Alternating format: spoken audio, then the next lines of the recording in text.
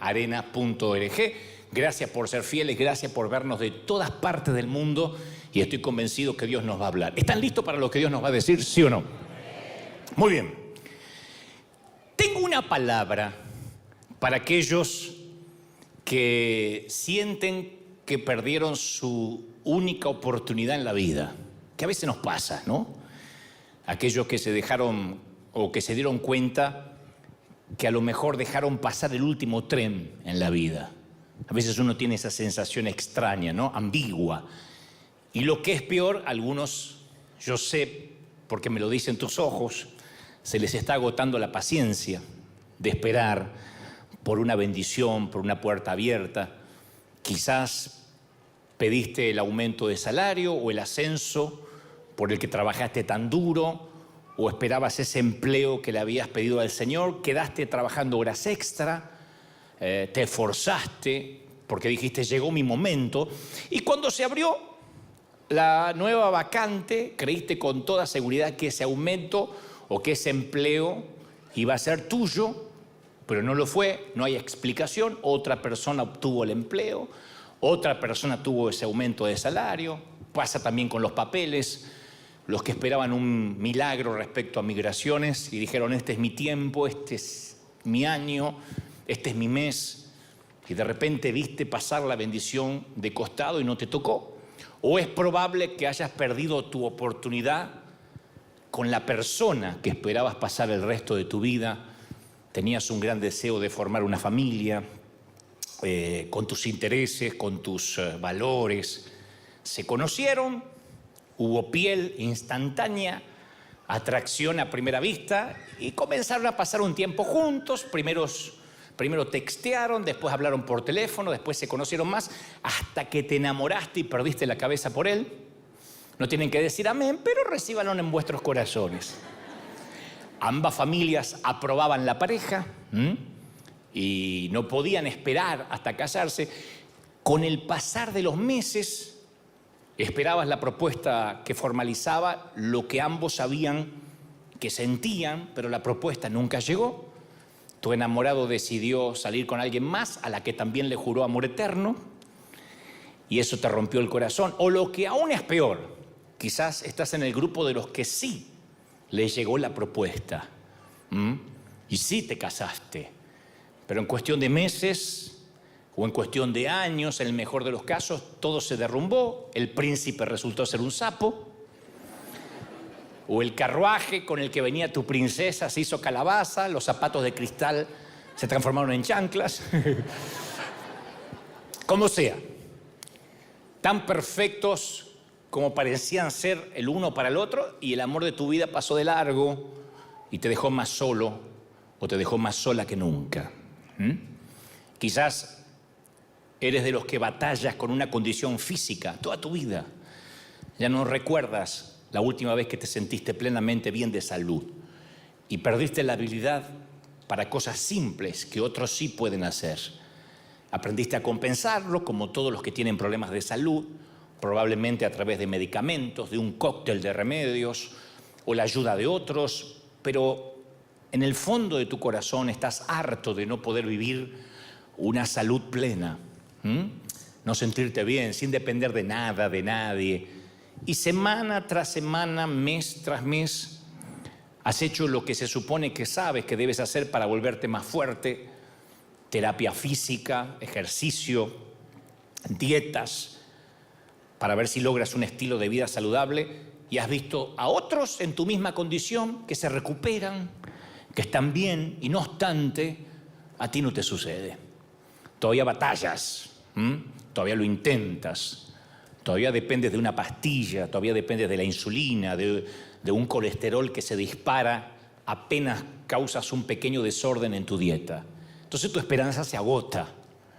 Seas que estés en cualquiera de estos grupos, y hay más para mencionar, pero tu tanque emocional empieza a agotarse, está casi vacío, y en secreto tienes el temor de que a lo mejor ya es demasiado tarde.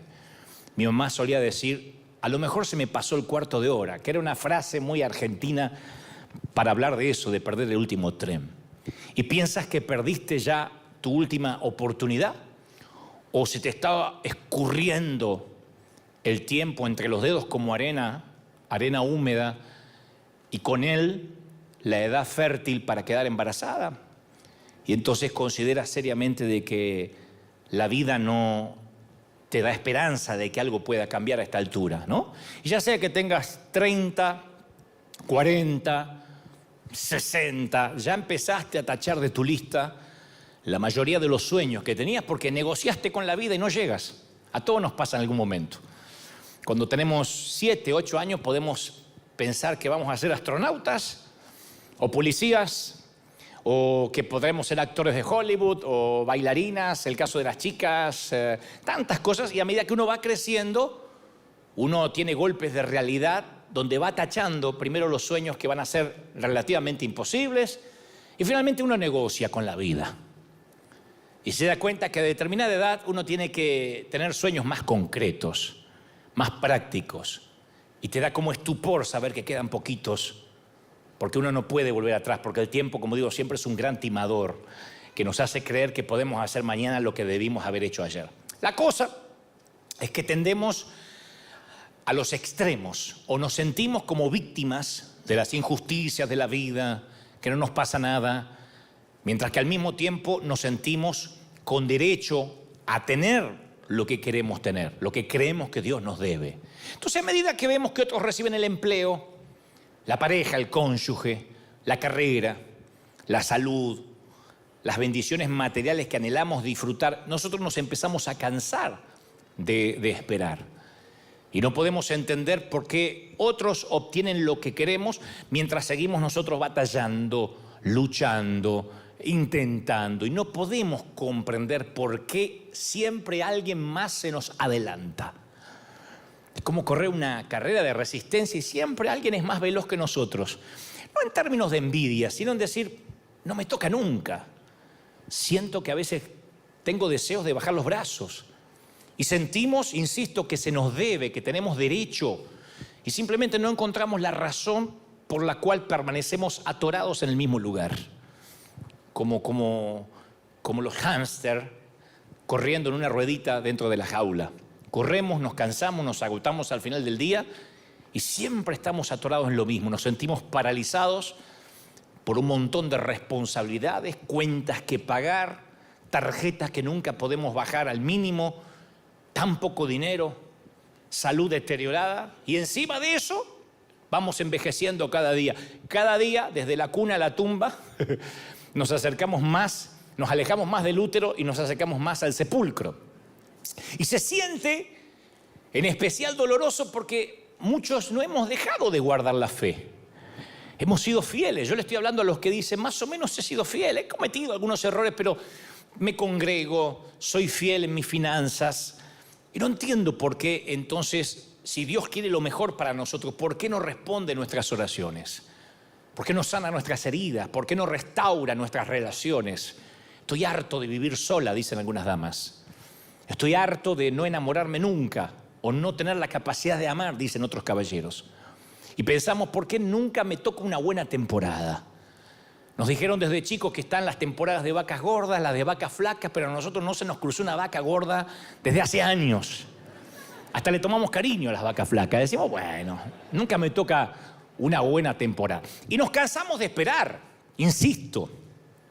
Esta es la sensación, que nuestra paciencia se va como agotando. Y si te identificas con alguno de estos ejemplos, y conste que solo son algunos, yo quiero que me prestes muchísima atención a lo que creo. Dios me ha dicho que te diga, porque este es el mensaje que Él me ha dicho que te transcriba literalmente. Primero tenemos que tener en claro que ninguno de nosotros, aunque te parezca que sí, no. Ninguno de nosotros somos víctimas de una vida o de circunstancias que escapan a nuestro control. Lo único que escapa a nuestro control es el sitio donde nacimos. La famosa frase que uno no elige a los padres. Pero después no somos víctimas de una vida que no podemos manejar. Todos sin excepción somos responsables de nuestra propia vida. No hay nadie que esté exento a esa responsabilidad. Nadie puede ocupar nuestro turno en el gran juego de la vida. Si la vida fuera un gran juego, tenemos nuestro turno, nuestra oportunidad. Todos tenemos las mismas 24 horas, los mismos 7 días de la semana, la misma duración de los meses, las mismas temporadas. No hay ningún jugador suplente designado que pueda jugar con nosotros. En otras palabras, en la vida no se nos permite decir, como en ciertos juegos de mesa, paso. Cuando no querías tirar los dados, no queríamos, decíamos paso. No se puede decir paso a nada. Cuando nos toca el turno, cada vez que tenemos oportunidad de elegir, tenemos la obligación moral, espiritual, humana de decidir. Pero la mayoría vamos viviendo y en el afán de vivir lo sagrado se nos hace común y no vemos las alternativas que tenemos para decidir. Que yo sé que los que están pensando, que me miran con esos ojos de sapo recién salido del charco diciendo, ¿de qué me hablas? Y yo no puedo decidir nada. Sí, uno de los mejores ejercicios para vivir de manera sabia es estar consciente que todos los días tomamos decisiones. Desde las más básicas, qué color de ropa me voy a poner, por qué camino voy a ir hacia el trabajo, hacia el empleo, hacia la iglesia, qué voy a desayunar, una tostada, un yogur, una fruta. La vida se compone de decisiones que parecen triviales, pero todo el tiempo. Pero después hay otras. ¿Con qué alimentaremos nuestra mente? Cuando me quiero distender, ¿qué es lo que miro en cualquier plataforma digital? Amazon Prime, Netflix, HBO, lo que sea. ¿Qué es lo que miro para alimentar mi mente? ¿Con quién vamos a conversar? No estoy hablando de pecado y no pecado. Estoy hablando de decisiones así como desayuno tostadas o cereal. ¿Cómo voy a cuidar mi cuerpo? ¿Cómo cuidaremos nuestro cuerpo? ¿Qué comeremos? ¿Qué me hace mal? ¿Me doy cuenta que me hincha, me dispara el colesterol o no? ¿A qué dedicaremos nuestro tiempo? El tiempo ocupado y el tiempo que llamamos el tiempo libre. Entonces, toda esta plétora, todo este crisol de decisiones que tomamos y la suma de todas esas decisiones forman una vida, forman nuestro carácter, forman lo que somos en el hombre o en la mujer que nos estamos convirtiendo. Pero no se trata solo de decidir acerca de lo que es pecado y lo que no lo es. Porque a veces creemos en esa falacia de que uno llega a la iglesia, se le da una lista de reglas de lo que se puede y lo que no se puede, y esas son las únicas decisiones. No. De hecho, la Biblia es muy explícita respecto al pecado. Tenemos un decálogo para empezar de todo lo que Dios prohíbe y no está sujeto a debate. Así que yo no voy a hablar de lo que está en las Escrituras, primero para no insultar vuestra inteligencia. No te voy a decir lo que todos sabemos, ¿no? Yo quiero hablar durante unos minutos sobre esas decisiones que caen entre ambos extremos, que no necesariamente están mal, pero no necesariamente tampoco están bien, no es ni blanco ni negro, caen en una zona gris. Yo siempre me pregunté, ¿qué hay de aquellas cosas que la Biblia hace silencio? Y no sabemos si estamos decidiendo bien o estamos decidiendo mal, porque hay cosas que no son explícitas. Hay cristianos que no comen ciertos alimentos porque dicen que es pecado mortal. Hay gente que dice que comer cerdo es pecar. Para mí, el que no come carne argentina está cometiendo un pecado imperdonable. Otros afirman que tomar vino es un pecado y los respeto. Dicen, no, jamás voy a probar el alcohol. Otros dicen que la Coca-Cola es el peor demonio, ¿no? Otros creen que hay personajes satánicos en las series, en los parques, y conozco predicadores que dedican servicios, domingos enteros a hablar de la maldición de Disney, de los Simpsons, de los Pikachu, de los pitufos y qué sé yo, ¿no? Y que si miras los pitufos estás con el diablo, que los Teletubbies son homosexuales. Yo la verdad que no sé. Aunque tuve mis dudas sobre Barney cuando era chico.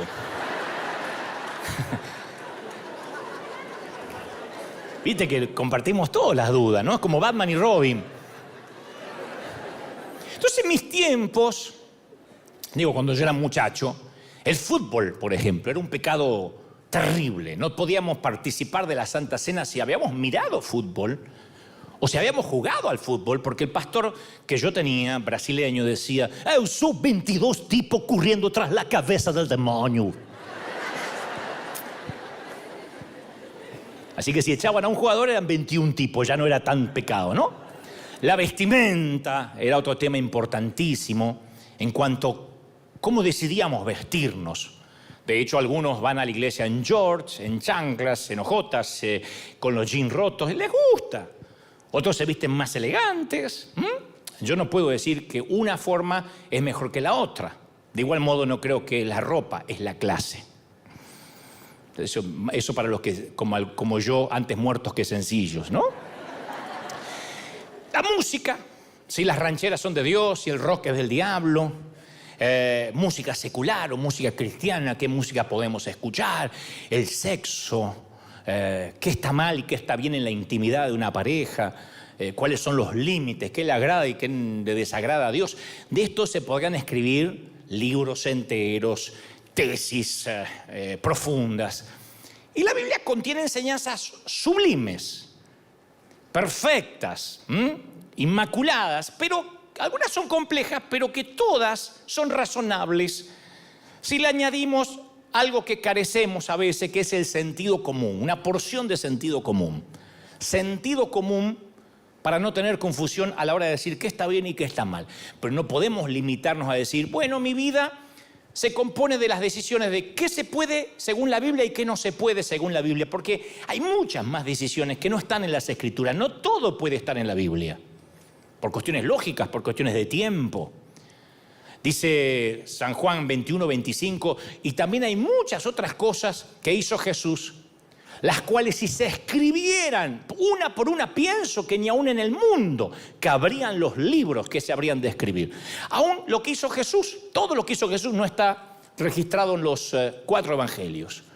Entonces en la Biblia no vamos a encontrar un texto que hable sobre las drogas, no vamos a encontrar un texto que hable sobre el tabaco, sobre el cigarrillo, sobre la pornografía. No aparece en la Biblia un episodio que hable específicamente sobre la masturbación. No aparece en la Biblia el cambio de género. No dice nada respecto a qué perfil o qué opinión tienen las Escrituras con la eutanasia, con los que deciden morir para no sufrir en un hospital. Tampoco se dice nada en la Biblia sobre celebraciones comunes como el Día de la Madre, el Día del Niño, el Día de la Independencia, nuestros cumpleaños. Digo porque hay gente que siempre escribe, ¿y dónde está eso en la Biblia? Nuestros cumpleaños no están en la Biblia. El Día de la Independencia no está en la Biblia. Entonces hay celebración, Día de la Madre no está en la Biblia. Eso es del mundo. Sí, pero es bonito que de tanto en tanto el mundo occidental y el mundo oriental se ponga de acuerdo para celebrar el Día de las Madres, aunque las madres dirán siempre la misma frase hipócrita, todos los días son mis días. ¿Pero qué querés que te regale? Nada, que te portes bien. Es todo lo que pido. Lo único que tenés que hacer en esta casa es estudiar. Cuando llega el final del Día de la Madre no te acordaste de un detallito, nada, ¿no? Los que tenemos madres saben que te van a psicopatear con eso, así que está bueno que el Día de la Madre uno se acuerde temprano. Y celebramos muchos de estos días, y hay otras cosas que no hacemos, que no hace falta que las prohíba la Biblia, porque son sentido común.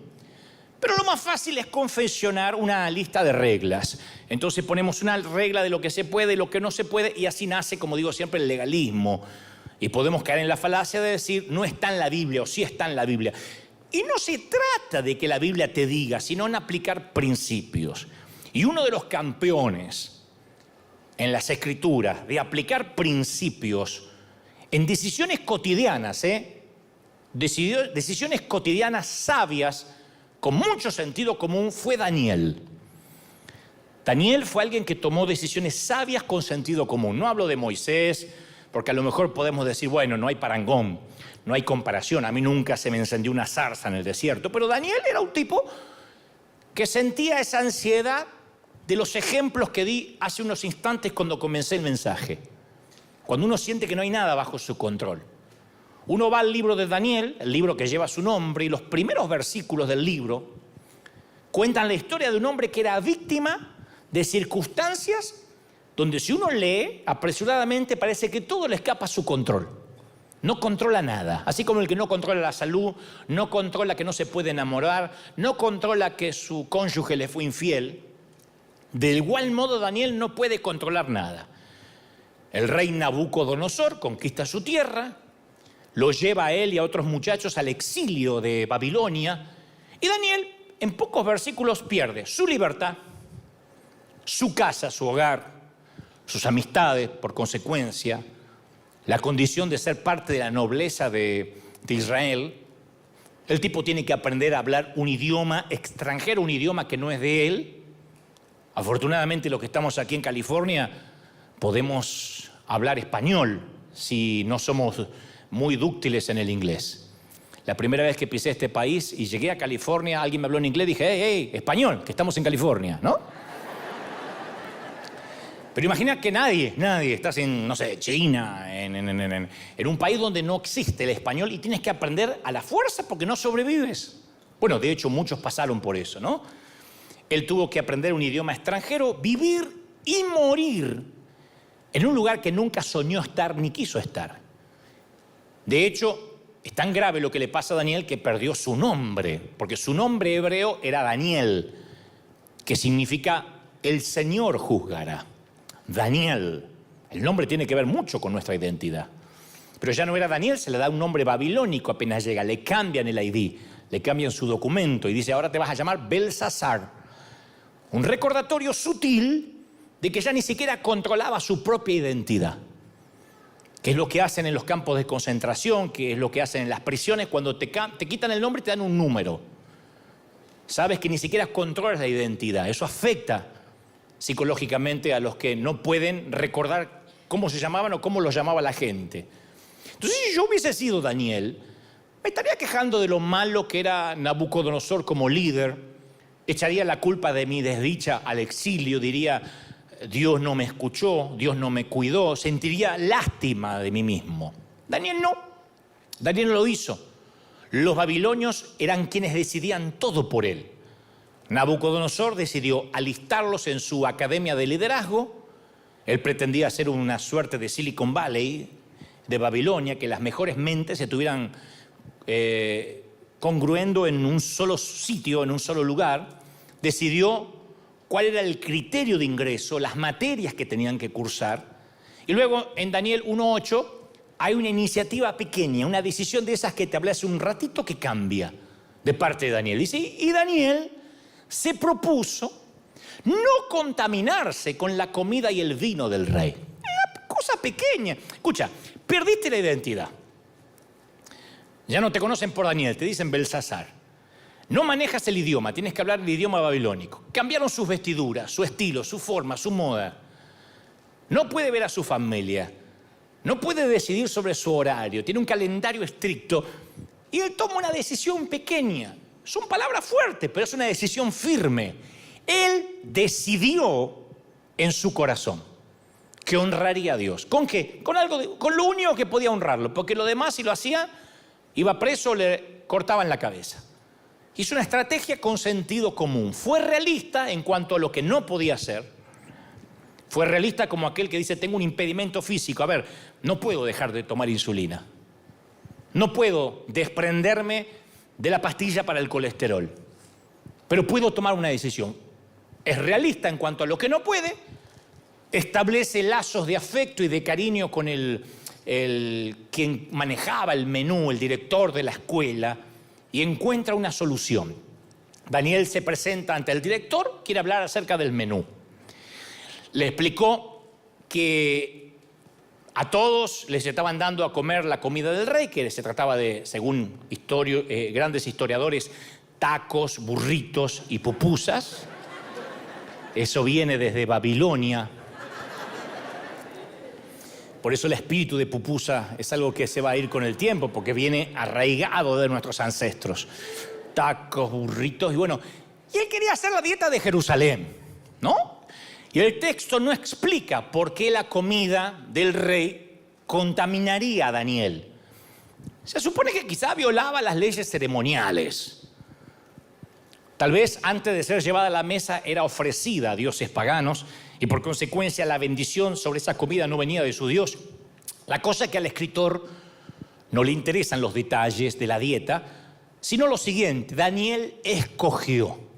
Daniel tomó una decisión nimia, pequeña, menor.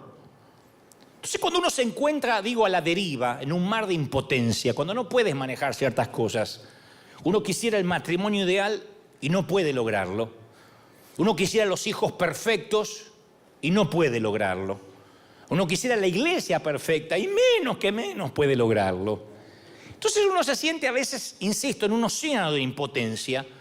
Uno tiene que descubrir una manera concreta de tomar una decisión chiquita que no va a cambiar el matrimonio, los hijos, la iglesia y mucho menos el mundo, pero empieza un efecto dominó.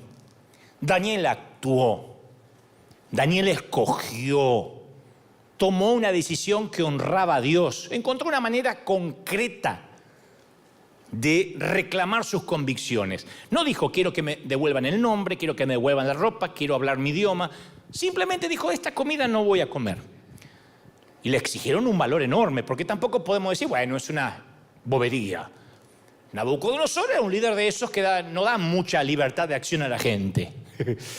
Se parece a ciertos presidentes latinoamericanos, a ciertos. Cierta vez, dice las Escrituras, había un títere llamado Sedequías.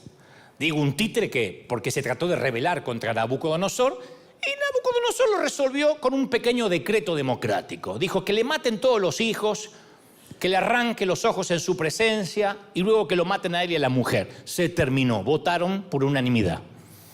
Entonces la gestión de Nabucodonosor era de cabezas rodar. Cuando alguien lo contrariaba, le cortaba la cabeza. Así que esto va para alguien que dice, ay, mi jefe es difícil. No, tu jefe no es difícil. Nabucodonosor, cuando quería despedir a alguien, no lo despedía del empleo, lo despedía de la vida. Le daba permiso para morir. Por eso el director de la escuela dijo, no, Daniel, no puedo cambiar la dieta a piacere, arbitrariamente. Y le dijo a Daniel que si le permitía que no comiera las pupusas, los burritos, los tacos del rey, él podría demacrar su rostro, se podía ver... se iba a ver su raquitismo, su falta de alimentación, y el rey me va a cortar la cabeza a mí, dijo el director del colegio. Y Daniel pensó para sus adentros, bueno, eso no fue exactamente un sí, pero tampoco fue exactamente un no. Así que le propone un experimento, le dice, mira, hagamos la prueba de comer la dieta que yo propongo, que son vegetales, hierbas orgánicas, durante 10 días. Y luego juzga a usted mismo, o juzga a tú mismo. Si nos ves bien, que nuestros rostros están bien, que no estamos decaídos, que tenemos energía, a seguir comiendo vegetales. Y si no, a las pupusas. Así que durante 10 días el futuro de Daniel estuvo pendiente de un hilo. Y Dios lo hizo, Dios lo respaldó. A Daniel le fue tan bien, le vio tan buen rostro después de 10 días de comer vegetales, que el guardia les quitó los burritos a todos. Y a todo el mundo le dio a comer un surtido de vegetales. Y los mexicanos que estaban en Babilonia celebraron. Y Daniel pasó a ser el mejor de la clase y obtuvo la mejor calificación, 10 veces mejor que todos. 10 veces mejor. Años más tarde, Daniel y sus amigos se vieron obligados a tomar otras decisiones más difíciles. No se trataba de comida. Cuando se les dijo que se inclinaran y adoraran al rey o a una estatua que habían levantado en su honor, y si no, de otro modo serían lanzados al horno de fuego, ellos dijeron, arrójenos al horno no nos vamos a inclinar. Cuando se le dijo a Daniel, deja de orar a tu Dios o te arrojaremos a los leones, él dijo, arrójenme a los leones, yo no voy a dejar de orar. O sea que él y sus amigos tomaron otras decisiones, pero si no hubiesen tomado esa pequeña decisión, la primera decisión del principio, jamás habrían tenido la fortaleza para tomar la decisión de dejarse amenazar con la caldera o con el foso de los leones y salir, obviamente, ilesos de ambos sitios. Jamás hubiesen forjado su carácter sin esa primera pequeña decisión. Yo conozco a un tipo, no te voy a decir quién, porque estamos saliendo a muchas partes. Lo conozco desde que ambos éramos muy jóvenes. Él ahora está viejo, yo sigo joven, pero no conozco. Y él siempre sintió un llamado a servir. De hecho, sirve al Señor como pastor hispano en una iglesia anglo, pero nunca está feliz. Cada vez que nos encontramos en algún recodo de la vida, a la vuelta del camino, me dice, yo no estoy feliz. Porque a pesar de estar a cargo del departamento hispano, dice, los anglos no me valoran, no valoran nuestro ministerio, no me dan total libertad de operación, no puedo hacer lo que quiero, lo que siento. Está convencido de que su líder, su senior pastor, se niega a reconocer su potencial. No reconoce sus dones, pero no es una temporada, lleva años así. Yo sé que cuando me encuentro es cenar con la Llorona. Yo sé que es así. Y yo le digo, ¿qué tal, mi viejo, si te buscas otro lugar? Toma el valor, no te valoran, es muy difícil estar en un sitio en contra de cómo opina la cabeza, el líder. Porque Dios pone una cabeza y Dios honra la autoridad que pone. Entonces es muy difícil decir, estoy en una iglesia para desde abajo cambiar la visión. Estás secuestrando una visión. Es como subirte a un avión y querer secuestrar la frecuencia de vuelo de la aerolínea. Eso es terrorismo en alto vuelo. Y no negociamos con terroristas en ninguna iglesia. Si uno va a una congregación y dice, bueno, yo voy ahí, pero hay cosas que no comparto y a ver si las puedo cambiar. Si no eres la cabeza, no la vas a cambiar. Es así. No estoy defendiendo mi postura de pastor. Digo esto en cualquier iglesia en el mundo. Si no te gusta y no estás a gusto y pasan los años y te estás drenando, vampirizando, toma una decisión. Entonces le digo a este muchacho, ¿por qué no haces un cambio radical? Se te está yendo la vida. Pero no, me dice no. Después que la Llorona se seca los mocos, me dice no. Moverse es muy riesgoso a esta altura. Me dice que sus hijos aman el clima donde él está. Que donde él está tiene el mercado a 2 cuadras. Tiene Target a 3 cuadras. Que la gasolina donde está es más barata. Y que todos los meses le llega su cheque y él con eso está tranquilo, no hay riesgo. Entonces, el tipo tiene sueños grandiosos en cuanto a lo que debería estar haciendo, lo que él podría hacer. Él cree que lo subestiman, pero no está dispuesto a dar el siguiente paso, ni siquiera un pasito del lugar donde está. Conozco a otro muchacho que siempre está enamorado y desea estar en una relación romántica, pero está más solo que Kung Fu. Está solo. Años, siempre solo. Y siempre que me encuentro con él está enamorado. Ustedes dirán, ¿y por qué? ¿Por qué no concreta? Porque tiene un problemita. Él se enamora de mujeres imposibles de lejos. De quienes se enamora suelen estar más o menos en la categoría de supermodelos. Él las quiere 90, 60, 380 y...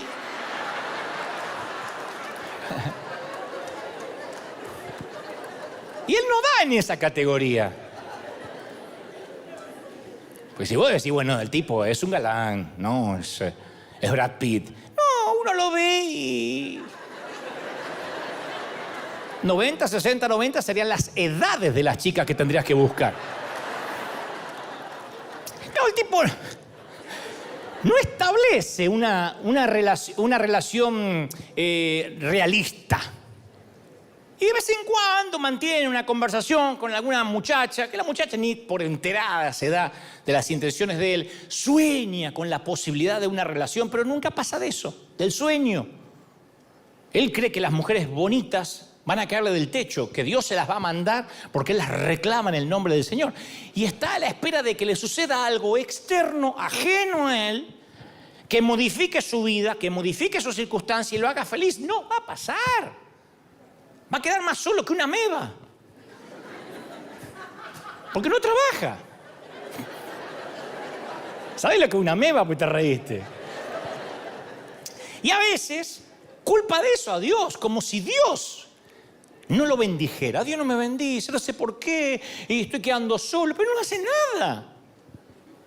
Y como lo conozco bien, a veces lo agarro de la solapa y le digo, esta es tu única vida. Y estás tirando por la borda 1 año a la vez, cabezón. 1 año a la vez. No es lo mismo ser un papá a los 20, a los 30, a los 40 que ser un papá a los 60. Entonces estás tirando por la borda 1 año a la vez y me dice, pero no se enamoran de mí, pero haces algo. Y estoy orando. No es con oración. Habría que bañarse para empezar. Pero no tiene por qué ser así. Y me dan ganas de apretarle el cuello y meterle un poco de sentido común por la fuerza. Y conozco a alguien más que le gustaría emprender un negocio propio, que vive mirando siempre hacia atrás porque ya intentó una vez y fracasó. Yo la llamo la mujer de Lot, que es la que se convirtió en sal por mirar hacia atrás.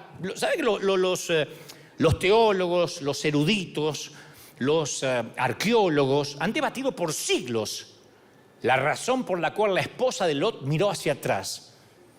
Nadie sabe en realidad por qué lo hizo, porque antes de que se le preguntara ya estaba convertida en sal, así que nadie le pudo preguntar. Entonces nadie sabe qué pudo haber pasado. Para los que no conocen la historia, Dios iba a destruir Sodoma, le dijo a toda la familia que salga, a Lot y su familia que no miren hacia atrás. Y esta mujer mira hacia atrás y se convierte en una estatua de sal. No es una fábula porque Jesús hizo referencia a este incidente. Entonces, claro, Sodoma intentó psicoanalizar a la mujer. Era su casa, lo que conocía. Así como este amigo mío que dice, acá tengo mi cheque, acá la gasolina es barata, el clima le gusta a los chicos. Entonces Sodoma para ella era lo conocido. No era la vida, pero era una vida. Uno hace lo que puede. Y esta mujer, en violación directa al mandamiento de Dios, de no mirar hacia atrás, volteó y perdió su humanidad. Y como ella, hay muchos que no pueden tomar decisiones porque están atorados en lo conocido, en lo familiar del pasado. No es la vida, pero es una vida. Entonces no se atreven a cambiar. Yo una vez conté que lo que más me sorprende, no de acá, pero de otras iglesias hispanas en los Estados Unidos, es la gente que a veces se hace 4, 5, 6 horas para cruzar la frontera para comprar un producto que venden allá que acá no hay. 9 horas entre que pasaron el punto de donde te piden los documentos para volver de vueltas en todas las filas. No, es que me compré allá los caramelos estos de menta que te quitan el dolor. Acá los gringos inventarán vacunas, pero no hacen caramelito con los mexicanos. Es una vida conocida. Son los frijolitos de allá. Y los argentinos también, ¿eh? Ay, no hay como el dulce de leche de allá. Cuando vayas, tráeme. Che, gente grande. Pongámonos serios. Entonces, yo cuando visité Israel, escuché acerca de una formación de sal que hay, que tiene siglos de antigüedad. Hay una gran roca de sal cerca del Mar Muerto en el monte Sodoma. Y se cree que esa formación natural comenzó con la mujer de Lot. Que allí la mujer de Lot quedó convertida en sal y hoy se transformó en esa roca que los siglos han hecho crecer. O sea, sea o no lo sea, es un recordatorio de no poder decidir. Es muy triste saber que en lugar de que haya un santuario que conmemore la obediencia de esta dama, permanece ahí solo una seca formación de cloruro de sodio, que habla de alguien que no pudo decidir por mirar hacia atrás. Y en lugar de ascender al monte, se convirtió en un monumento al impulso perdido. Hay un montón de gente que tiene impulsos que los pierde. El cementerio, dicen por ahí, está lleno de sueños que no se concretaron, que aparecen en lápidas. Sueños que mueren, gente que pudo haber sido y no lo es. A veces la gente me pregunta, ¿cómo puedo llegar a ser un predicador? Me escriben mucho, ¿cómo puedo ser un orador? Quiero ser un predicador. O me preguntan si quién está en la tele, lo que sea, pero la mayoría, quiero ser un orador. Entonces, si yo veo que hay interés genuino, entonces le digo, bueno, te cuento cómo suele suceder. ¿Cómo puedes llegar a ser un predicador, un orador medianamente por encima de la línea de mediocridad, ¿no? Pero medianamente que la gente te oiga. Le digo, bueno, primero predicas ante un grupito de 30 jóvenes. Tienes que estar consciente que 29 se te duermen. El que está despierto tiene la mirada perdida así. Y es loquito, siempre hay un loquito. ¿Qué haces? Vuelves a intentarlo. Pero esta vez te escucha el pastor y te dice que no naciste para esto. Que ni siquiera se te entiende lo que estás hablando. ¿Qué haces? Intentas predicar unas 10, 15 veces más. Cuando la gente se entera que vas a predicar tú, de los 30 vienen 3. Uno es sordo. El otro es el loquito, que lo traen. Y el tercero es uno que llegó equivocado pensando que iba a predicar otra persona. ¿Qué haces? Sigues predicando. Un día un pastor medio inconsciente en una iglesia pequeña del barrio te invita. Y ahí a la fuerza aprendes a comunicar un poquito mejor, pero solo te aprendes un sermón, uno. Yo siempre cuento que yo predicaba un sermón, Noemí, la historia de Noemí. Después cuando iba a la misma iglesia, Noemí 2, Noemí 3, la venganza de Noemí, Noemí ataca de nuevo, Noemí recargada. Noemí, la nueva generación. Yo le iba cambiando. Uno repite el mismo mensaje unas 100 veces, porque es lo único que sabe. Así todo, en vez de darte ofrenda, uno sabe que tendría que pagar para que a uno lo escuchen, ¿no? Te invitan un día a un congreso, como me pasó, a un congreso fuera del país. ¡Ja! Y para no correr riesgo vas con lo que funciona, Noemí. Y cuando llegas y ves un montón de oradores, te diste cuenta que te agendaron muy temprano por la mañana, cuando la mayoría de los asistentes todavía están desayunando y no llegaron al sitio del congreso. Aún así, con el sitio medio vacío, predicas en un lugar internacional. Te invitan en algún país más para reemplazar a un orador que le falló a último momento, y como sales barato, te pagan nada más que el boleto y el hotel a lo mejor, y vas, sigues predicando, sigues aprendiendo, sigues entrenando. Ya en las prédicas ya no subes nunca más a Moisés al arca, ni le prendes una zarza a Jonás, ni afirmas que un burro se tragó a Job. La teología va mejorando, ¿no? Finalmente un día, después de muchos años después, cientos de noches en hoteles baratos, la gente quizás hasta un día paga un ticket muy caro para oírte hablar durante 3 horas. Y puedes hacer una gira. Y ahí sí recibes invitaciones de todo el mundo, pero ya no te interesa, las tienes que rechazar porque ahora tienes una asignación de Dios muy específica. Y cuando yo les cuento todo eso, dicen, no, es el camino difícil, yo no quiero ir por ahí. Dios me dijo que me va a llevar a las naciones anoche en un sueño. Después de la pupusa Dios me habló. Yo lo único que quiero es que una iglesia me invite, que me pague el boleto aéreo para mí, para mi esposa, para mis 4 hijos, me dé una ofrenda de $5,000, $10,000, no pido mucho por cada invitación. Y yo le deseo buena suerte y le digo que se sienten a esperar, a ver si les pasa, ¿no? Por eso son las decisiones pequeñas las que nos llevan a las grandes victorias. Cuesta 30, 40 años hacer un éxito de la noche a la mañana. Zacarías 4:10 dice, no desprecien el humilde comienzo, los pequeños comienzos, porque los ojos del Señor se deleitan en ver el trabajo iniciado. Y el pequeño comienzo de Daniel fue no contaminarse con la comida, una decisión pequeña, no contaminarse con la comida del rey. Entonces Dios nos dio una pequeña medida de lo que Él posee sin límite, nos regaló la capacidad de escoger. Pudo no haberla regalado, pudo haberle dicho a Adán y Eva, coman de todos los árboles, aquí no hay ninguno que los meterá en problemas. Pero Él no quería ángeles, no quería robot, quería que decidamos. Por eso no comparto aquello que dicen, bueno, yo me casé con quien Dios me dijo que me casara. Dios no te la va a elegir. Pero Dios me la mostró en un sueño. No, eso era indigestión. Dios no te elige. Porque después le va mal a la mujer que tú me diste. Y al único que le di fue a Adán. Después no le di más a ninguno. No quiero tener problemas, dice Dios. Después te la buscas. Te lo buscas. Dijo Dios, hagamos al ser humano nuestra imagen y semejanza, que tenga dominio, que no es lo mismo que tenga demonio, que tenga dominio. Entonces el plan de Dios es que a todos les toque su turno de mover la ficha. Porque cuando muere nuestro sentido de dominio, cuando ya no decidimos nada, perdemos el control de nuestra vida y también empezamos a morir un poco. Todos los días tenemos que decidir. Una de las experiencias más devastadoras en la vida es la impotencia aprendida. Cuando uno se siente impotente, que no decide nada. Yo leía que en los campos de concentración o en el ambiente de prisioneros de guerra, lo que más diferencia a las personas que se dan por vencidas, a las que se mantienen fuertes, es un sentido de que aún ejercen el control de algo, aunque sea chiquitito. Y estarás pensando, ¿control de qué? Si están en un campo de concentración, si están en una celda. Bueno, en los hogares de ancianos, decisiones tan triviales como decidir qué película van a ver o cuándo verla, o decisiones como qué almohada van a usar esta noche, hacen que mejoren su salud.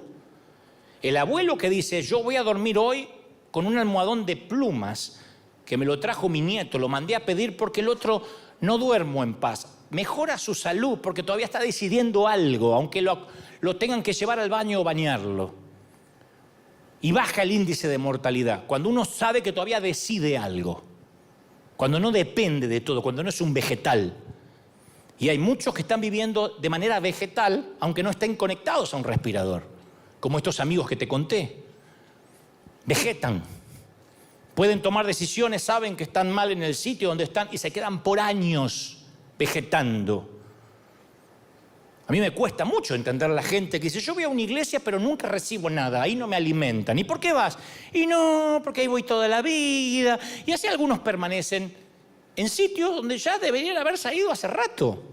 No es una apología para que la gente se vaya de las iglesias. Digo esto a la hora de un empleo, a la hora de una relación tóxica. Uno tiene que tomar decisiones.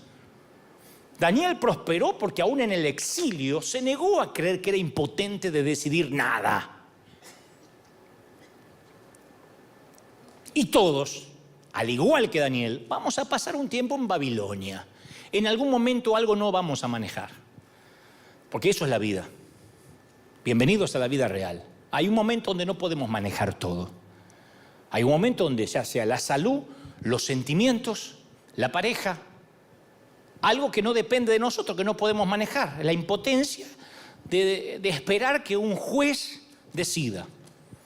De tener favor con esa causa que si se mueve en tu contra, cambia tu vida tal como la conoces. Si hay una apelación o una sentencia a tu favor, todo va a estar bien, pero no puedes controlar nada. A veces los sueños se nos van a cumplir y a veces la salud va a desaparecer, las esperanzas se van a desvanecer, alguien te va a romper el corazón, porque eso también entra en el juego de enamorarse. Es imposible enamorarse, entregar el corazón con una enmienda que diga no me lo rompas. Porque se trata de dos organismos vivos que se juntan y hay un corazón en juego. Lo más probable es que alguna vez te rompan el corazón, que alguna vez te enamores de alguien no correspondido. Esto no significa que vas a vivir de amor platónico toda la vida como mi amigo. Lo que digo es que cuando inviertes, cuando decides, a lo mejor algo se te sale del control. La pregunta clave es, no es qué perdí con esto que se me fue del control, sino qué me queda. ¿Qué es lo que todavía puedo decidir? No qué me falta, qué puedo hacer con lo que tengo. Yo me enteré de grande que mi papá un día perdió su empleo de la carpintería donde había trabajado toda la vida y me enteré de grande que éramos pobres. Porque mi mamá, en lugar de hacer o oficiar de llorona y decirnos que todos estábamos en la pobreza absoluta, ella se las ingeniaba. Cuando se daba cuenta que el jueves o viernes de la semana no le alcanzaba lo que tenía en la cena ni en la nevera para comer, se las ingeniaba para hacernos creer de que este era un día de fiesta en que íbamos a tomar, en Argentina se llama mate cocido, que es una infusión, como tomar un té, pero mucho más barato. Se cuela la yerba, no la marihuana, es una yerba argentina. No nos dábamos cuenta dónde vivíamos. No, se cuela la yerba mate y se hace un té mojando el pan. Eso era todo lo que había. Mi mamá decía, hoy es día de fiesta, hoy no hay comida, hoy es noche de mate cocido. Y lo hacía ver como una fiesta, porque ella no se enfocaba en lo que faltaba, sino en lo que tenía para que no nos diéramos cuenta. Bueno, esta filosofía de vida es la que a veces tenemos que conversar con nosotros mismos para hacer frente a lo que viene. Viktor Frankl era un psiquiatra muy respetado en Viena que perdió todo cuando los nazis asumieron el poder y le quitaron la casa, su carrera, su libertad. A excepción de su hermana, sus padres, toda su familia fueron asesinados en los hornos de gas. Y Frank pasó años en Auschwitz, donde lo golpearon, lo privaron de comida, lo maltrataron, lo deshumanizaron. Puso todo su tiempo, su vida en un manuscrito que había puesto toda su esperanza académica. Fue encontrado el manuscrito y destruido. Entonces, la historia cuenta que el sufrimiento y la tortura al que fue sometido Frank es difícil de asimilar aún cuando uno lo está leyendo. Lo obligaron a competir con otros prisioneros por restos de comida. lo obligaron a trabajar en la nieve sin zapatos, lo obligaron a observar la ejecución aleatoria de sus amigos por capricho de un guardia. Nunca sabía, cuando se iba a la noche a acostar en sus literas, si al otro día lo obligarían a palear las cenizas de quien el día anterior había sido los cuerpos de sus amigos, o si sería él parte de las cenizas. Y demacrado, desnudo, humillado, enfermo, sin esperanza racional de quedar en libertad o de reunirse con sus seres queridos, Frank empezó a darse cuenta de que le quedaba una libertad. Una. Como Daniel, una. Él vio como algunos prisioneros, pese a que se morían de hambre, ofrecían pedacitos de su pan a otros. Empezó a notar como algunos prisioneros, a pesar de estar debilitados, intentaban consolar a los que estaban más débiles. Y llegó a darse cuenta que al hombre, según lo que cita Frank, se le puede quitar todo, excepto una cosa, la última de las libertades humanas. La última de las libertades humanas es decidir la actitud que tendremos ante las circunstancias de la vida. Nadie puede decidir la actitud que vas a tener. Nadie.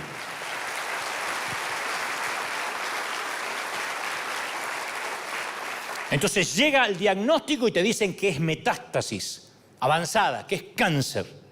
Podemos orar si Dios hace la obra o no, pero la actitud que vas a tomar frente a la premura de que te toca partir en cuestión de meses es una decisión tuya. Puedes pasar los últimos días abrazando a tus hijos, abrazando a tus nietos, sabiendo que lo inevitable puede llegar, o puedes pasarte los últimos días maldiciendo porque tienes cáncer y dejar ese último legado a quienes te rodean. Y allí en ese campo, Frank empezó a tomar decisiones chiquititas. Dijo, todos los días voy a atesorar recuerdos de mis seres queridos. Decidió como médico que iba a brindar ayuda posible, aunque no tenía instrumentos ni medicinas, a los amigos, a los compañeros. Ejerció la libertad de su actitud. Pequeñas decisiones. Se volvió consciente en cuanto a tomar decisiones, el decidir todas las mañanas qué iba a pensar, en qué recuerdos iba a meditar, cuáles palabras diría, cómo las diría, qué ayuda iba a ofrecer, cómo respondería ante la humillación, cómo caminaría, cómo se mantendría erguido, pechito de paloma a lo argentino. Y la libertad de Frank empezó a cundir. Todo el mundo empezó a notar que había algo distinto en él. Un escritor lo describe así: los guardias tenían permiso para ir al campo, para irse a caminar, para irse a la casa, pero Frank tenía mucha más libertad que todos ellos, porque como Daniel tomó una decisión, una. Nunca podemos decir, la vida me trata así, y nosotros le ponemos lenguaje religioso a eso. Satanás se ensañó. Había gente que en mi iglesia se paraba a dar esos testimonios. Satanás se ensañó conmigo esta semana. Vino encarnada en mi suegra y se instaló en casa. Y Satanás, como que todo le pasaba a él o a ella. El color púrpura es una fascinante película dirigida por Steven Spielberg, basada en una novela que yo leí hace muchísimos años, fascinante, que te recomiendo, de Alice Walker, ganadora de un Pulitzer, que es el premio mayor que le dan a los escritores. Lo ganó en 1983, el Pulitzer. Y la película está interpretada por grandes estrellas, algunas de ellas debutan por primera vez en la pantalla grande: Whoopi Goldberg, Danny Glover, el de Arma Mortal, Oprah Winfrey, su primera película. Y la historia se centra en Sally, que es una joven muchacha afroamericana de 14 años de edad, que está embarazada de su padre, que la abusa constantemente. A partir de ahí, ella cuenta su difícil experiencia a modo de cartas que le escribe a Dios durante los siguientes 30 años. Cartas que le escribe a Dios. El padre de Sally la vende en matrimonio a un hombre que es peor que él, que la maltrata física, psicológicamente, sexualmente durante la mayor parte de su vida. Y hay mucho simbolismo en toda la historia, porque al principio ella le escribe las cartas a Dios imaginando que Dios es un hombre blanco, y por consecuencia lo ve como a sus amos, como a su padre, como a su esposo, distante, feudal, y le escribe a Dios con cierta distancia, ¿no? Sus escritos son díscolos, son álgidos, porque no puede abrir su corazón, pero le escribe a Dios. Pero ella va cambiando, no te voy a contar ni espolear la historia, pero al final del libro, ella recobra su fe, recobra su espiritualidad y su libertad. Entonces las últimas cartas ya no le escribe a Dios como si fuese un hombre blanco. Ahora, cuando le escribe a Dios, dice, bendito universo, bendito sol, bendita luna, bendito árbol, porque Dios es todo. Y ahí el color tiene un simbolismo muy significativo, porque al principio Celi, cuando está abusada, cuando está triste, cautiva, por su padre primero y luego por su marido, se siente invisible y solo se viste de negro. Que no es mi caso, me visto de negro porque me gusta y porque me quita libras. Sin embargo, al final del libro, después de que ella ha ganado la libertad de sus opresores, ella se viste de púrpura. Porque ella quiere pasar advertida, quiere que ahora la vean. El color púrpura es un color muy llamativo, el morado. Entonces, después que obtiene la independencia de los hombres, la independencia de su esposo, recobra su felicidad, hasta pinta su cuarto de púrpura, de morado. Y el púrpura es el color de la realeza, el color de la libertad, porque la primera sustancia, color púrpura, que se conoció en la historia fue a partir de un molusco, probablemente el calamar, que era tan costosa su extracción que solo los ricos y la realeza podían acceder a ese tinte que produce el color morado. Entonces San Marcos en las Escrituras habla del manto púrpura que le pusieron a Jesús los soldados romanos como una burla a sus pretensiones de rey. Si le pusieron una corona de espinas, el manto púrpura no podía faltar. ¿Te consideras rey? Bueno, siéntete rey de los judíos. Y la Biblia, volviendo a nuestra historia, habla que en cierto momento el hijo de Nabucodonosor, ya Nabucodonosor que tomó cautivo a Daniel y los muchachos, estaba muerto. El hijo, Belsasar, estaba turbado por una visión que había tenido. Estaba un día en la casa y aparece una escritura, una mano que escribe en la pared. 3 palabras que no sabe qué significan. Mene, mene. Bueno, 4 en realidad. Mene, mene, tekel, uparsin. Y él no sabe esta interpretación. Y alguien le habla de Daniel, que fue considerado ser 10 veces mejor. Y dice la Biblia, Belsasar llama a Daniel. Daniel le da la interpretación. Pesado ha sido en balanza y ha sido hallado falto. Esa misma noche Belsasar muere. Porque es una sentencia divina de Dios que Daniel le revela. Pero antes Belsasar ordenó que vistieran a Daniel de púrpura y le pusieran un collar de oro al cuello y que él tenía la autoridad como tercero en todo el imperio, en todo el reino. De modo que Daniel, aun cuando lo perdió todo, obtuvo un atuendo de libertad, de realeza, en un sitio donde él pensaba que iba a morir cautivo, sin decidir nada. Pero no puedes obtener un manto púrpura si no tomas decisiones pequeñas como la que él tomó cuando adolescente de no comer la comida del rey. Decisiones chiquitas que tienen que empezar con nuestros hijos, con nuestros jóvenes. Yo voy a decir esto una sola vez y no lo voy a repetir. Si alguien en alguna parte del mundo todavía me considera el pastor de los jóvenes, a pesar de que tengo mis años, yo estoy viendo 2 flagelos alarmantes en los jóvenes que me aterran. Una es una tendencia a lograr las cosas con 0 esfuerzo. No sé si es culpa nuestra, de los padres, que no queremos que nuestros hijos sufran, que no queremos que se traumen, que le compramos el celular nuevo porque si no al nene le agarra el ataque. No sé qué nos pasa, que si no le pongo un iPad nuevo que se le rajó el vidrio, el nene no puede respirar y no está oxigenando bien. No sé qué nos pasa. Pero a mí me sorprende que cuando yo tenía 21 años, 22 años, había ya formado una familia. Cuando tenía 26 estaba predicando en un estadio y me sorprende a veces ver 34, 40 y pico, unos pelos en las patas así, diciendo, no sé todavía qué hacer. ¿Juego al Mario Bros o a los zombies? Señor. Y número 2, una falta alarmante de hombría en los varones. Va a sonar espantoso, pero lo diré otra vez. Yo veo muchos varones practicando un evangelio afeminado. Veo muy poco macho dando vuelta. Los veo como, ay, no, me ofendí, ay, no, quiero ser un adorador. Y yo los veo, Señor, llévatelo, ocupa oxígeno de verdad.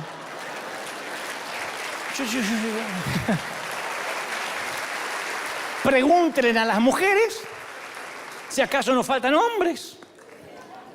Pero cuando decimos que faltan hombres, no estamos hablando de que faltan genitales, porque genitales también tienen los perros y eso no los hace hombres.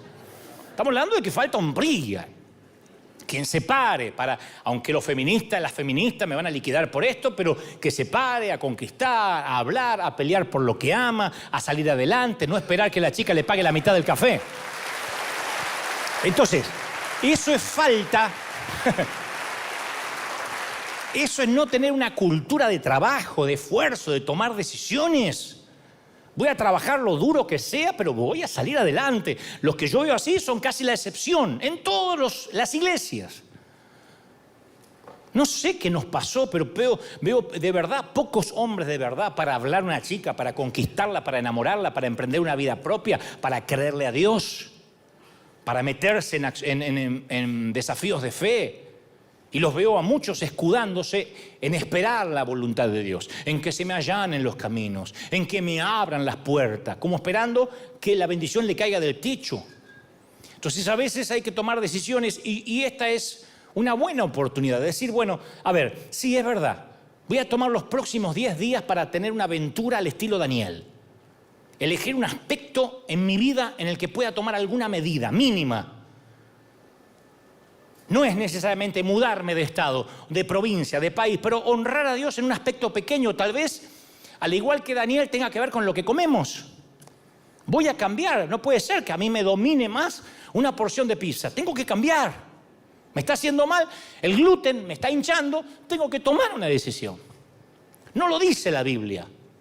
O lo sugiere cuando dice que cuidamos el templo del Espíritu. Bueno, no va a cambiar toda mi vida, pero voy a tratar de, evitar el gluten si me hace mal. Capaz que tiene que ver con lo que elegimos para alimentar nuestra mente. Por 10 días voy a cambiar lo que entra acá. Voy a cambiar lo que veo en Netflix o lo que veo insisto, en Amazon Prime o lo que veo en HBO o en Hulu. Voy a cambiar lo que entra por acá. 10 días. O tal vez voy a procurar 10 días no quejarme de nadie. Son esas decisiones que tanto nos causa tomar, tanto nos cuesta tomar a los cristianos. Porque no todo está en la Biblia, son decisiones que no aparecen en blanco o negro en la Biblia. Y el tamiz es sencillo, la receta está en 1 Corintios 6:12. 1, ¿esto me conviene? Esto me conviene, todas las cosas me son lícitas, pero no todas me convienen. ¿Puedo? Sí. ¿Necesito hacerlo? Capaz que no. ¿Puedo? Sí. ¿Tendría que ejecutarlo y hacerlo? Sí, capaz que la inacción es mi problema. El término griego para conviene es para mi ventaja. ¿Me da ventaja espiritual esto que voy a hacer? ¿Mi vida espiritual se reforzará con esta relación? Número 2, ¿esto me edifica? Todo me es lícito, pero no todo edifica. La palabra griega para edifica se traduce en construir una casa. O sea, esta decisión va a incrementar mi estabilidad espiritual, me dará mayor madurez, mayor solidez. Hágase todo para edificación. 1 Corintios 14:26. Entonces, cuando armas tu vida sin pensar en edificar el carácter, construyes una casa deforme, sin arquitectura, amorfa, sin proyectos, sin terminación fina. Hay mucha gente viviendo sin planos. ¿Qué estás construyendo? No sé. Un día a la vez, sí, pero ¿qué estás construyendo? Porque es una torpeza hacer una torre y no ver primero si tienes lo necesario, el plano, los arquitectos y obviamente el material.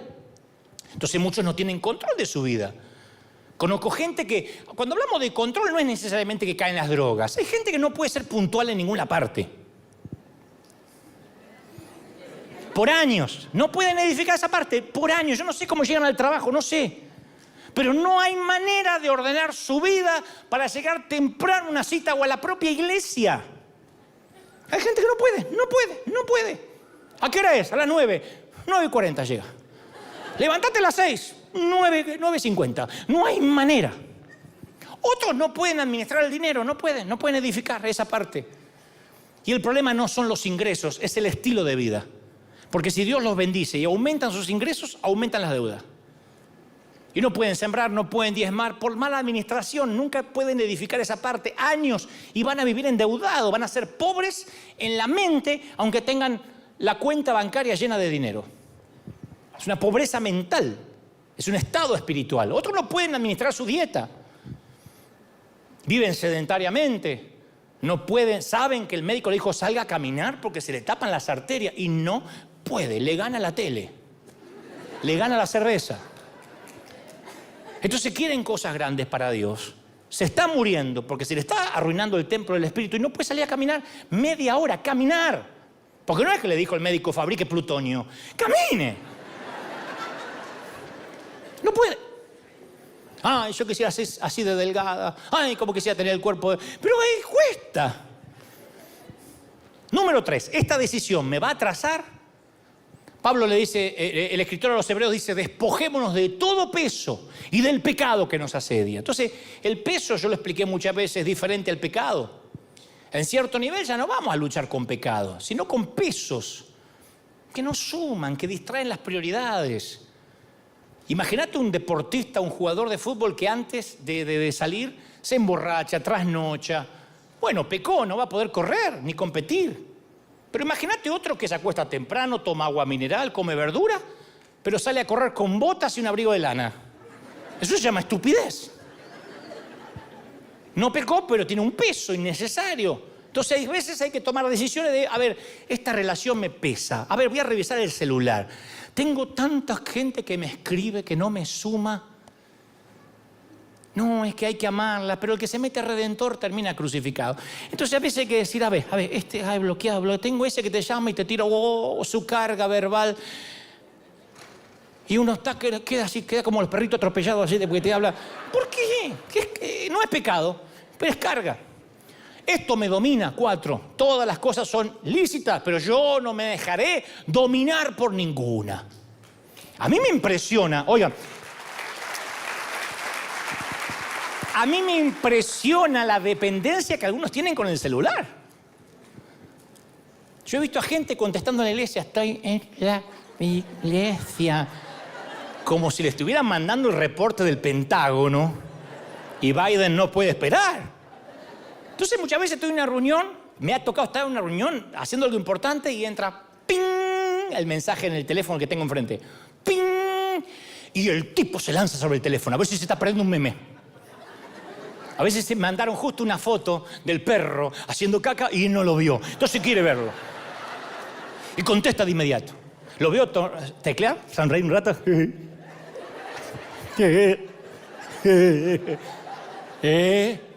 ¿Qué me decía? O sea, me sorprende. Entonces, esas son las pequeñas decisiones. Otros no pueden dejar de viajar, necesitan viajar y la pandemia los liquidó porque no tuvieron más viaje y querían viajar. Me están invitando de algún lado, pero me están invitando y querían salir. Entonces, ¿podemos ayunar celular? ¿Podemos ayunar internet? ¿Podemos ir a comer a un sitio donde no hay wifi? Número 5. Esto encubre mi verdadero deseo, porque decimos, yo soy libre en Cristo, yo hago lo que quiero. Pedro dijo, no como los que tienen la libertad como pretexto para hacer lo malo. Entonces, cuando uno se pregunta, ¿es pecado hacer esto o lo otro? ¿Puedo usar aretes? ¿Me puedo hacer un tatú? ¿Puedo tener relaciones? ¿Puedo pasarme del Barça al PSG?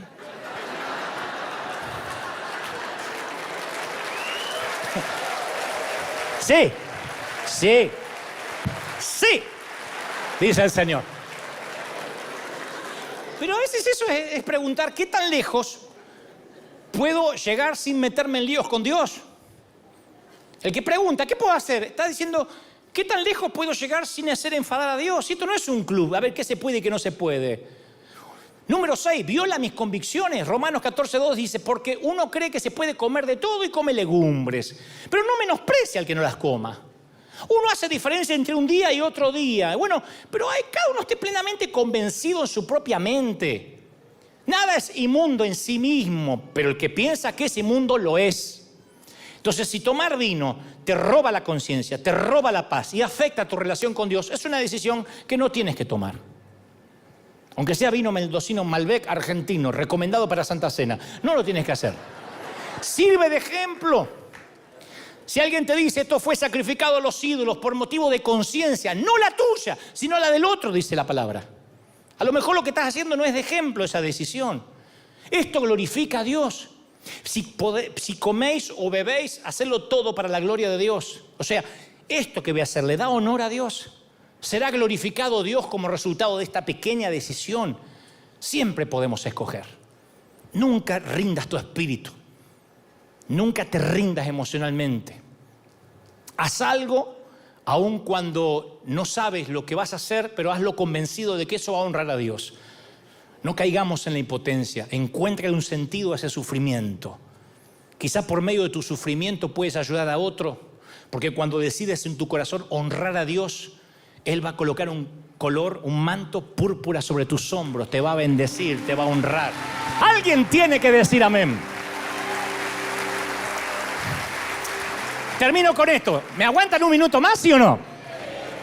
David Robin es un profesor de una universidad muy importante de la Unión Americana, y un día, siendo el médico, se enferma de esclerosis lateral amiotrófica, famoso como ELA. A los 46 años le dieron el diagnóstico.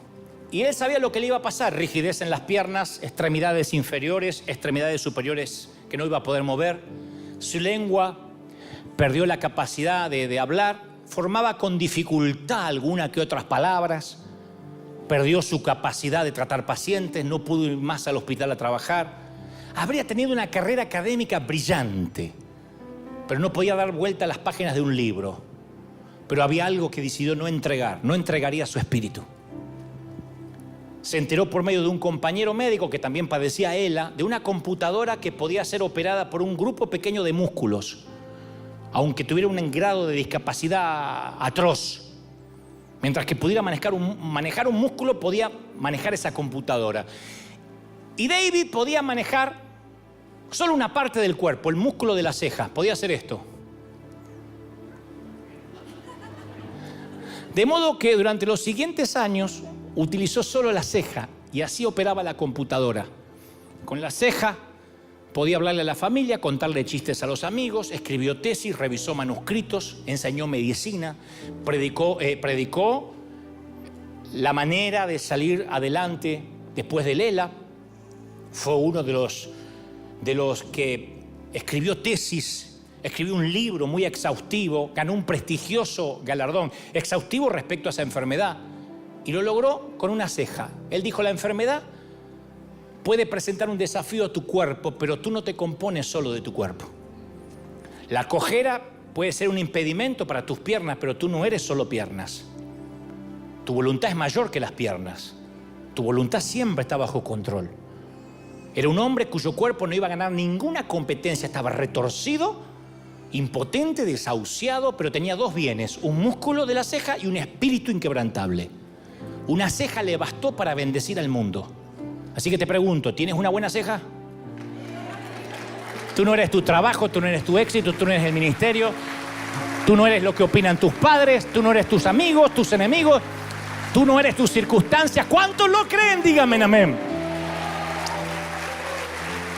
Y nos fuimos de tiempo, pero te voy a regalar una frase maravillosa de la novela El color púrpura, llevado a la pantalla grande por Spielberg.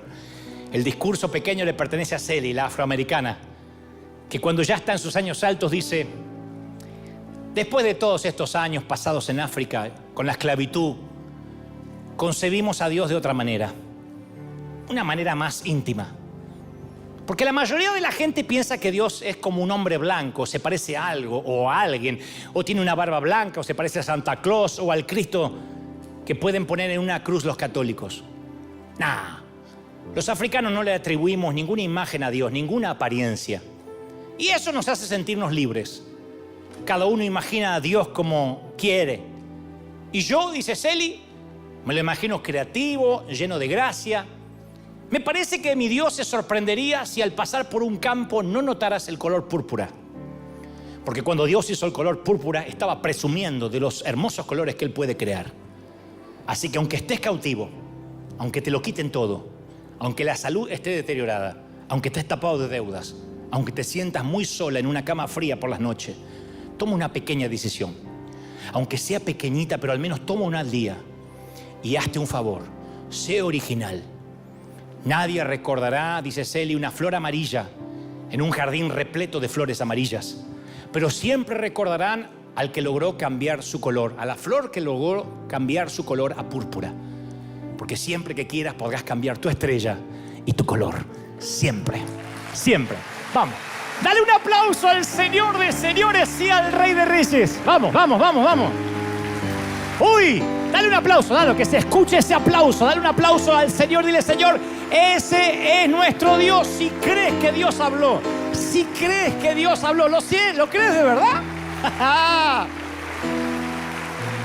Te ama el Señor.